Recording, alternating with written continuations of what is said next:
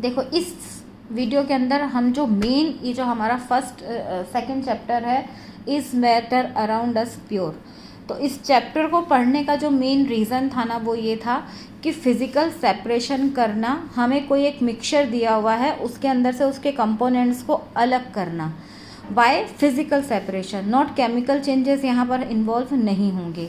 तो सबसे पहले इसके अंदर देखो 10 मेथड होते हैं फिज़िकल सेपरेशन करने के, 10 हैं, मोस्ट प्रोबेबल 10 होते हैं, और इसके अलावा एडवांस लेवल में आपको और भी ज़्यादा पढ़ने मिलेगा, लेकिन इस लेवल पे हमारे पास 10 हैं। तो सबसे पहले आता है इसके अंदर, सबसे पहले है फिल्टरेशन। मैं आपको पहले 10 का नाम बताती हूँ। फिल्टरेशन यानी फ़िल्टर पेपर के थ्रू किसी चीज़ को छान लेना, जैसे हम कहते हैं ना छन्नी से छानना, जैसे हम चाय को छानते हैं या हम दूध को छानते हैं, ऐसे ही फ़िल्टर पेपर जो होता है उसके थ्रू किसी चीज़ को छानना, उसको कहते हैं फिल्टरेशन। दूसरा है मैग्नेटिक सेपरेशन, मतलब कुछ प्रॉपर्टीज़, इसके अंदर प्रॉपर्टीज़ क्या होती है, मैग्नेटिक नेचर जो होता है ना, जो भी एलिमेंट हमारे पास हैं उस मिक्सचर के अंदर, अगर उसमें से कोई एलिमेंट अगर मैग्नेटिक नेचर शो करता है तो फिर हम उसको मैग्नेटिक सेपरेशन कर सकते हैं। जैसे इसके अंदर सबसे फिल्टरेशन के अंदर सबसे पहले जैसे आता है, इसकी फिजिकल प्रॉपर्टी किस हिसाब से होती है कि साइज़ ऑफ पार्टिकल है। इसके अंदर कौन सी फिजिकल प्रॉपर्टी काम करती है, साइज़ ऑफ पार्टिकल्स। जैसे कि अगर कोई बड़ा, जैसे हमने चाय बनाया, अब चाय के अंदर हमने दूध डाल दिया, पानी डाल दिया, उसके अंदर शुगर डाल दी, उसके अंदर हमने जिंजर को क्रश करके डाल दिया, फिर हमने उसके अंदर टी लीव्स डाल दी, सब कुछ डाल दिया। जब वो चाय बन गई तो हमने उसको छान लिया, तो छानने पर क्या होगा, नीचे जो है ना हमको चाय मिलेगी और ऊपर में जो है बड़े पार्टिकल्स जैसे टी लीव्स हैं, जिंजर है, ये सारे क्या रहते हैं, उस पर में रह जाते हैं। तो इसी तरीके से प्रोसेस जो होता है ना, उसको हम फिज़िकल प्रॉपर्टी के थ्रू, इनकी साइज़ ऑफ पार्टिकल के थ्रू हम उसको अलग कर सकते हैं। जैसे अगर हमें एक मिक्सचर मिल गया जिसमें सैंड और वाटर मिक्स है, तो हमें पता है कि वाटर के पार्टिकल्स बहुत छोटे होते हैं और सैंड के पार्टिकल्स बड़े होते हैं। तो अगर हम उसको फ़िल्टर करेंगे तो सैंड जो है वो ऊपर में रह जाएगा और वाटर जो है वो नीचे इकट्ठा हो जाएगा। जैसे कि मान लो ये ग्लास लिया मैंने और इस ग्लास के अंदर मैंने एक फ़िल्टर पेपर लगा दिया ऐसे, और इसमें से मैं मिक्सचर डाल रही हूँ सैंड और वाटर का, सैंड प्लस वाटर का मैंने इसके अंदर मिक्सचर डाला। तो ये ऊपर में जो है ना ये तो सैंड रह जाएगा और नीचे हमको यहाँ पर वाटर मिल जाएगा। तो ये हो गया हमारा सैंड एंड वाटर का फिल्टरेशन। इस तरह से अगर किसी मिक्सचर में पार्टिकल्स का साइज़ अलग अलग है तो हम उसको फिल्टरेशन के थ्रू अलग कर सकते हैं। ये एक और मेथड हो सकता है। दूसरा है मैग्नेटिक सेपरेशन। जैसे अगर उसके अंदर कोई, जैसे आयरन है, हमको पता है कि आयरन जो होता है ना वो मैग्नेट के पास में मैग्नेट की तरफ अट्रैक्ट होता है, उसके अंदर मैग्नेटिक नेचर होता है। तो अगर हमको कोई मिक्सचर दिया गया है जिसमें आयरन की फिलिंग है और सैंड है या और भी कुछ भी हो, तो हम क्या कर सकते हैं कि उसके अंदर से आयरन को हम कैसे अलग कर सकते हैं, हम उसके ऊपर मैग्नेट को, जैसे मान लो हमारे पास एक ट्रे के अंदर, ये हमारी एक वेसल है, इसके अंदर बहुत सारा रखा हुआ है, और अगर हम इसके ऊपर मैग्नेट रखें तो मैग्नेट, ये है हमारी मैग्नेट, तो इसके ऊपर जितने भी इसके अंदर से जो आयरन है ना वो जा करके इसके ऊपर लग जाएंगे। तो ये यहाँ पर आ गया आयरन। तो ये इस तरीके से सैंड में से आयरन जो है वो अलग हो जाएगी। तो ये हो गया हमारा मैग्नेटिक सेपरेशन। ये कब हो सकता है, जब किसी के एलिमेंट जो है ना, उस मिक्सचर का कोई एक एलिमेंट मैग्नेटिक नेचर को शो करता हो। अब आता है सब्लिमेशन। सब्लिमेशन अगर आप लोग भूल गए हो तो मैं आपको बता दूं, सब्लिमेशन में क्या होता है कि जब हम किसी को गर्म करते हैं ना, गैसेस को, तो मतलब सॉलिड जो होता है ना, प्रोसेस क्या होता है कि देखो सॉलिड से प्रोसेस होता है कि सॉलिड होता है, उसको गर्म करो, हीट देंगे ना तो वो लिक्विड बनेगा, और फिर वापस से उसको हीट देते जाएंगे तो वो गैस में कन्वर्ट हो जाएगा। लेकिन सब्लिमेशन में क्या होता है, सॉलिड से वो डायरेक्ट गैस बनता है, ठीक है ना, उसके अंदर लिक्विड का प्रोसेस नहीं आता है। तो ऐसा जैसे क्या होता है कि जैसे कैम्फर, हमने कपूर देखा है, कपूर आप अपने देखो, अपने घरों में हम लोग कई बार जो कुछ पूजा वगैरह करते हैं तो उसमें यूज़ करते हैं। तो हमको पता है कि जैसे अमोनियम क्लोराइड जैसे उसका नाम है, तो अगर उस कैम्फर को हम अगर जलाते हैं, या अमोनियम क्लोराइड है उसको हमने, और उसके साथ में सॉल्ट मिक्स है, तो हम हीट करेंगे ना, तो अमोनियम क्लोराइड जो है ना वो तो ऊपर में, चूँकि ये गैस से क्या होगा, सॉलिड है ये, और सॉलिड से सीधा गैस बन जाएगा। इसके अंदर जो प्रोसेस या फेनल यूज़ होती है उसका एग्जाम आपको दिया हुआ है यहाँ पर, आपके पेज नंबर 20 के ऊपर ये यहाँ पर दिया हुआ है। देखो इसके अंदर क्या है, मिक्सचर ऑफ अमोनियम क्लोराइड है और सॉल्ट का मिक्सचर है, ठीक है। ऊपर में हमने ये एक फेनल है, इसको उल्टा करके रख दिया, और ऊपर में यहाँ पर एक कॉटन है डैम्प करके रख दी ताकि ये ठंडा करे। अब जब हम इसको नीचे से हीट देना शुरू करेंगे ना, तो जो इसके अंदर अमोनियम क्लोराइड है वो डायरेक्टली गैस बन के ऊपर जाएगा, ठीक है ना। और फिर चूँकि ये यहाँ पर ठंडा होने लगेगा, गैस बन के ऊपर उठेगा और ये ठंडा होएगा यहाँ पर, तो ये वापस आकर के यहाँ पर इसके किनारों पर जम जाएगा और हम इसको सेपरेट कर सकते हैं। तो ये इस तरीके से सॉल्ट से या सैंड से या किसी भी चीज़ में अगर अमोनियम क्लोराइड है तो हम उसको इस मेथड से अलग कर सकते हैं। तो ये होता है सेपरेशन, कहलाता है सब्लिमेशन के थ्रू सेपरेशन। अब इसके अंदर चौथा होता है सेपरेटिंग फनल। सेपरेटिंग फनल का देखो यहाँ पर एग्जांपल दिया हुआ है आपको, ये रहा। देखो अगर कोई हमारे पास ऐसा मिक्सचर है जिसकी डेंसिटी, इसके अंदर कौन सी प्रॉपर्टी काम करती है, डिफरेंट डेंसिटी। अगर डेंसिटी डिफरेंट होगी ना, जैसे to immiscible liquid, immiscible liquids होते हैं ऐसे लिक्विड्स जो एक दूसरे के अंदर मिक्स नहीं होते। जैसे अगर हमने केरोसिन ऑयल ले लिया और वाटर ले लिया, तो ये हमको पता है कि ऑयल और वाटर जो होते हैं ना वो आपस में मिक्स नहीं होते, ये इमिसिबल लिक्विड्स हैं। और इनकी डेंसिटी भी क्या होती है, अलग होती है। अलग कैसे होती है कि वाटर जो होता है वो हैवी होता है और उसके ऊपर केरोसिन ऑयल होगा। तो ये इस तरह से हमने एक फ़नल लिया, इस फ़नल के अंदर यहाँ पर एक स्टॉप कॉक लगा हुआ रहता है। अब हम इसको थोड़ी देर के लिए स्टेबल होने के लिए छोड़ देते हैं, फिर हम देखेंगे कि हमको ऐसे लेयर बना हुआ दिखता है। यहाँ पर ये नीचे जो वाटर है और ये केरोसिन है, तो हम इसकी ये फ़नल जो स्टॉप कॉक है उसको खोलते हैं और इसके अंदर से वाटर अलग कर लेते हैं। जब तक वाटर निकल जाता है उसके बाद फिर से बंद किया, नीचे का वेसल चेंज किया और फिर केरोसिन ऑयल को सेपरेट कर लिया। तो ये ऐसे लिक्विड्स के लिए है जो इमिसिबल होते हैं। तो ये सेपरेशन ऑफ इमिसिबल लिक्विड्स है और इसका प्रोसेस कहलाता है सेपरेटिंग फैनल के थ्रू होता है, ठीक है। तीसरा 5th नंबर है इवापोरेशन। इवापोरेशन नॉर्मल है, जो हम लोगों ने कई बार देखा भी है। आपकी बुक के अंदर यहाँ पर इसका एग्जाम्पल दिया हुआ है। देखो ये इवापोरेशन है, वाटर है, वाटर के अंदर हमने अगर उसको हम बॉईल करेंगे और उसके ऊपर हमने एक लिड लगा दिया, तो हम यहाँ पर देखेंगे कि यहाँ पर इसका दूसरा एग्जांपल दिया हुआ है। हम जो पढ़ रहे हैं उस पर सॉल्ट में मिक्स कर सकते हैं। तो हम देखेंगे कि वाटर जो है ना वो वेपर बन के ऊपर जाता है और फिर वापस से तो ये इवापोरेशन के थ्रू वाटर वेपर बन के उड़ जाएगा और नीचे सॉल्ट रह जाएगा। तो ये इस तरह के मिक्सचर्स जो होते हैं ना, जो जिसके अंदर से वॉलेटाइल, मतलब ऐसा कोई चीज़ हो जो कि वॉलेटाइल हो सकता है, यानी जो वाटर से जो मतलब लिक्विड से वेपर बन सकते हैं, गैस बन सकती है, तो उनके अंदर ये काम में आता है। ये इवापोरेशन है, इसके अंदर एग्जांपल है वॉलेटाइल एंड नॉन वॉलेटाइल। अगर मिक्सचर हो तो उसके अंदर से हम जैसे सॉल्ट फॉर्म सी वाटर, ये मैं आपको एक बार इसका दे सकती हूँ, आप इसको चाहे तो स्क्रीनशॉट ले लीजिएगा इसका। तो ये 5 मेथड हमारे पास हो गए। उसके बाद हमारे पास आता है क्रिस्टलाइजेशन। आप इसका भी ले लेना है स्क्रीनशॉट। देखो क्रिस्टलाइजेशन क्या होता है ना, इवोपरेशन के थ्रू ही होता है। अब इसमें क्या होता है कि कोई अगर ऐसा है जिसके क्रिस्टल्स बन सकते हैं तो वो क्रिस्टल के फॉर्म में नीचे की तरफ में रह जाता है। सॉल्ट फ्रॉम सी वाटर, तो सी वाटर जो होगा ना, वाटर तो वेपर बन के उड़ता चला जाता है और नीचे सॉल्ट जो है वो क्रिस्टल के फॉर्म में आता चला जाता है।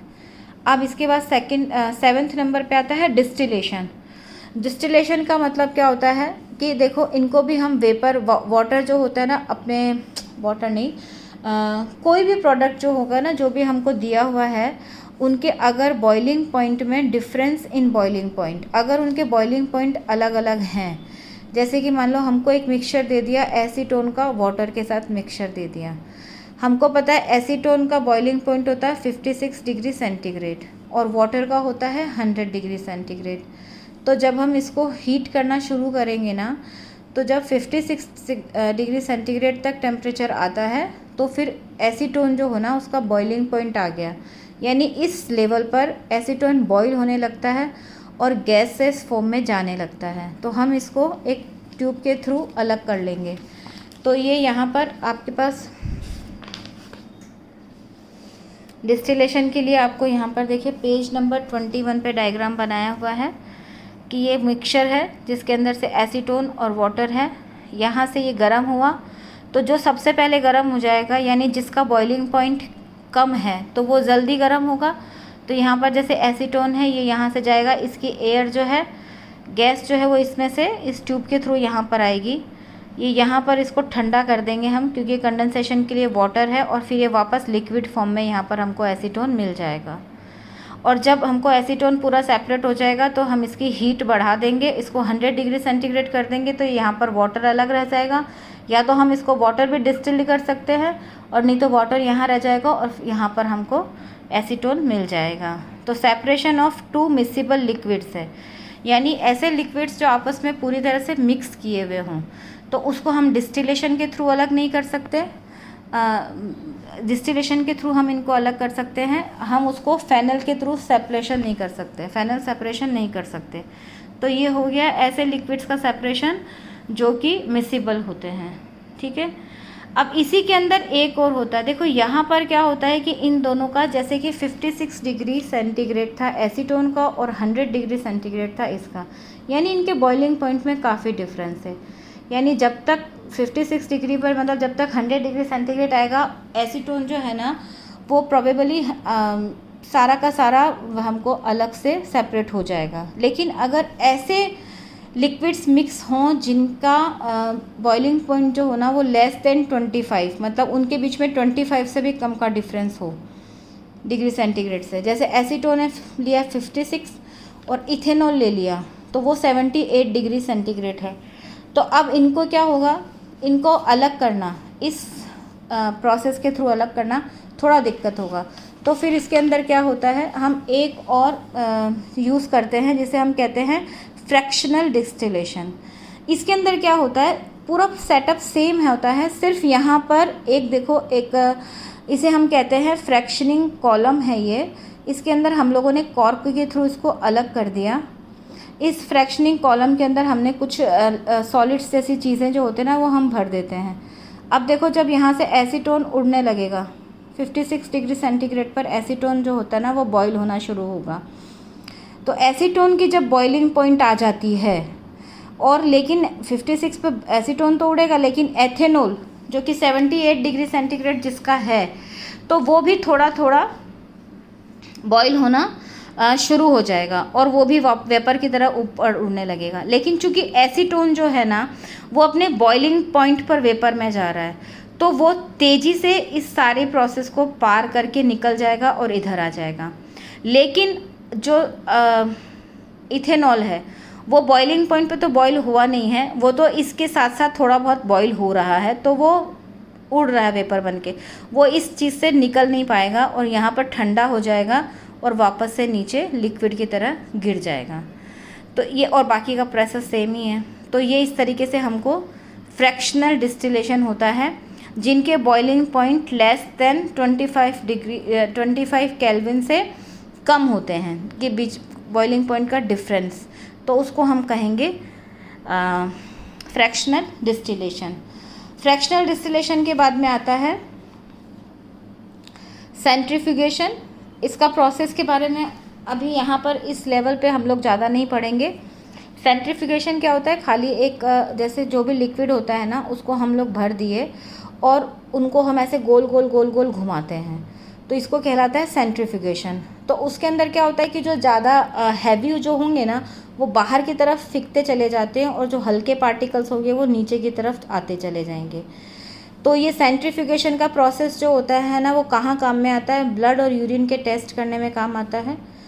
जैसे बटर को हम कर्ड से अलग करते हैं तो हमने देखा होगा अपनी मम्मी ऐसे ऐसे ऐसे ऐसे करके वो ब्लेंडर से उसको ब्लेंड करती है तो बटर जो होता है ना वो कर्ड से अलग हो जाता है।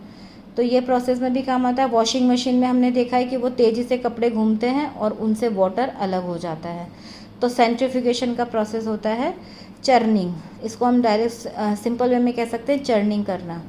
फिर है क्रोमेटोग्राफी। क्रोमेटोग्राफी होता है ना, ये होता है कि सॉल्युबिलिटी इन वाटर और अदर कोई चीज़ में अगर सॉल्युबल हैं ये, तो उसमें क्या होता है, डाइज जो होती है ना उनको अलग अलग कलर से अलग कर लिया जाता है। जैसे हमने एक डाई लिया जिसके अंदर सब तरह का मिक्सचर है, तो इसके अंदर क्या होगा, कलर जैसे होता है ना, separate colour from dye, separate pigment from natural colour और सेपरेशन ड्रग्स फ्रॉम ब्लड। तो ये इसके अंदर काम में आती है, फिजिकल प्रॉपर्टी काम आती है इसके अंदर। सॉल्युबिलिटी इन वाटर और अदर लिक्विड के अंदर उनकी सॉल्युबिलिटी अलग अलग होती है। जैसे रेड कलर है वो जल्दी सॉल्युबल हो जाएगा, तो वो जल्दी वाटर के साथ मिक्स होके ऊपर में चला जाएगा फिल्टर पेपर पे। जो कम देरी से मिक्स होगा वो नीचे रह जाएगा। तो इस तरीके से क्रोमेटोग्राफी आती है। इसके बारे में आपको यहाँ पर ज़्यादा डिटेल में बताया नहीं गया है चैप्टर में, तो मैं यहाँ पर अभी आपको इसके बारे में डिटेल में नहीं बता रही हूँ।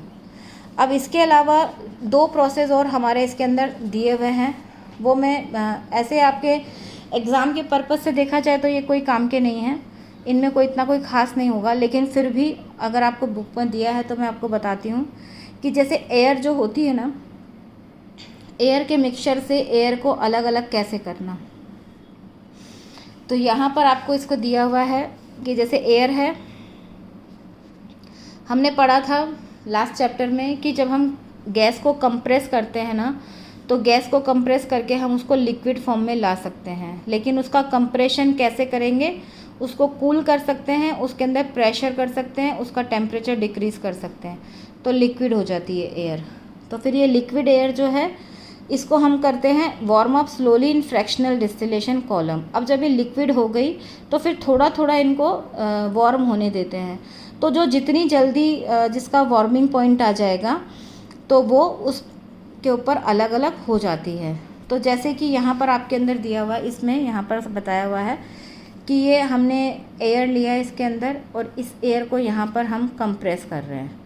तो ये इसके अंदर इसको हमने प्रेशर दिया, प्रेशर देने के बाद में ये एयर जो है वो गर्म हो जाती है। तो इस गर्म एयर को हम यहाँ पर फ्रीजिंग कोल्ड वाटर डाल करके ठंडा करते हैं। ये गर्म गैस है और ये यहाँ पर ठंडी हो जाती है। अब ये यहाँ पर कोल्ड कंप्रेस्ड गैस है, क्योंकि ठंडा हमने इसको यहाँ कर दिया, कंप्रेस हमने इसको यहाँ कर दिया। तो ये कोल्ड कंप्रेस्ड गैस जो है वो यहाँ पर आती है। अब ये सेपरेटर है। अब देखो, जैसे हम लोगों ने भी कैम्फर के बारे में पढ़ा था, अमोनियम क्लोराइड के बारे में पढ़ा था, वैसे ही कार्बन डाइऑक्साइड जो होता है ना, ये भी सब्लिमेशन होता है इसके अंदर भी। तो ये भी क्या करता है, कार्बन डाइऑक्साइड जो है ना वो गैस से सीधा सॉलिड बनता है। तो सबसे पहले तो यहाँ पर जब ये ठंडा होने लगता है ना, तो ये ड्राई आइस के रूप में कार्बन डाइऑक्साइड यहाँ पर अलग हो जाता है और बाकी का जो मिक्सचर है वो आगे जाता है। अब यहाँ पर हम इसको एक्सपेंशन करते हैं, यानी इसको थोड़ा बढ़ा करते हैं। बड़ा करने से क्या होगा कि इसका टेम्परेचर थोड़ा बढ़ेगा।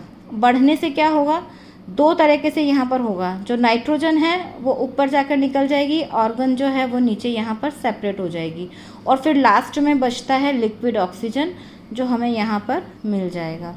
तो ये separation of components of air है, जो हम इनके टेम्परेचर अलग अलग होते हैं उस हिसाब से इनको हम अलग अलग करते हैं। तो ये एक मेथड आपको दिया हुआ है, और एक आपको यहाँ पर पेज नंबर 24 पर आपको दिया हुआ है ये कि जो हमारे घर में जो पानी आता है तो वो रिजर्वायर से आता है, उसको कैसे मतलब डिस्टिल्ड किया जाता है, उसका प्यूरिफिकेशन कैसे किया जाता है वो है। तो देखो, रिजर्वायर जहाँ भी पानी इकट्ठा हुआ है वहाँ से क्या होता है, पानी को पाइप के थ्रू लाया जाता है। अब सबसे पहले इसके अंदर सेडिमेंटेशन जो होता है ना, कि इसके अंदर जो भी कोई बड़ा कुछ भी मिला हुआ है तो वो क्या होगा, सेडिमेंटेशन के थ्रू नीचे बैठ जाएगा और पानी जो है, जो साफ़ पानी है वो यहाँ पर से इसके अंदर आ जाएगा। अब ये जो सेडिमेंट द सस्पेंडेड इम्प्योरिटीज़, वापस से लोडिंग टैंक है ये, मतलब यहाँ पर सिर्फ सेडिमेंटेशन का ही मेनली इसके अंदर यहाँ पर है। ये 1, 2 और 3 जगहों पर सिर्फ सेडिमेंटेशन ही हो रहा है। यहाँ पर भी इस फिल्टरेशन टैंक है, इसके अंदर देखो ऊपर में वाटर रहेगा, और नीचे में ये बड़े बड़े ग्रेवल हैं, उसके ऊपर में थोड़े और थोड़े छोटे ग्रेवल हैं, ऊपर में थोड़ी सैंड है, ये नीचे जमती चली जाती है। और फ्रेश वाटर जो है, जो पानी साफ़ हो गया, वो आता है फिर यहाँ पर। अब चूँकि इसके अंदर से देखो बड़ी गंदगी तो सारी निकल गई, अब इसके अंदर क्या है, कुछ बैक्टीरियाज रह सकते हैं, तो इन बैक्टीरियाज को यहाँ पर क्लोरीनेशन किया जाता है और उस क्लोरीनेटेड वाटर जो होता है ना, उसके अंदर से बैक्टीरिया को किल कर देता है। और फिर बाद में जो पानी बचता है जो क्लोरीनेट हो गया है, वो फिर हमारे टैप में हमारे होम तक आ जाता है। तो ये फिल्ट्रेशन इसका मेथड यहाँ पर ये आ गया। ये चैप्टर यहाँ पर हमारी तरह से कंप्लीट हो रहा है, ठीक है।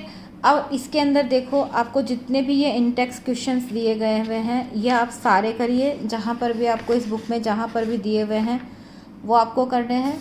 आप इस चैप्टर को पढ़िए और उसके बाद एक वीडियो में और लूँगी जिसके अंदर मैं आपको इसकी एक्सरसाइज सॉल्व कर बता सकती हूँ।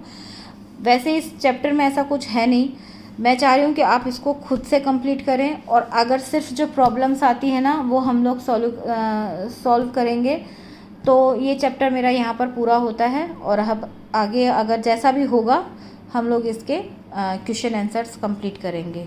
ओके।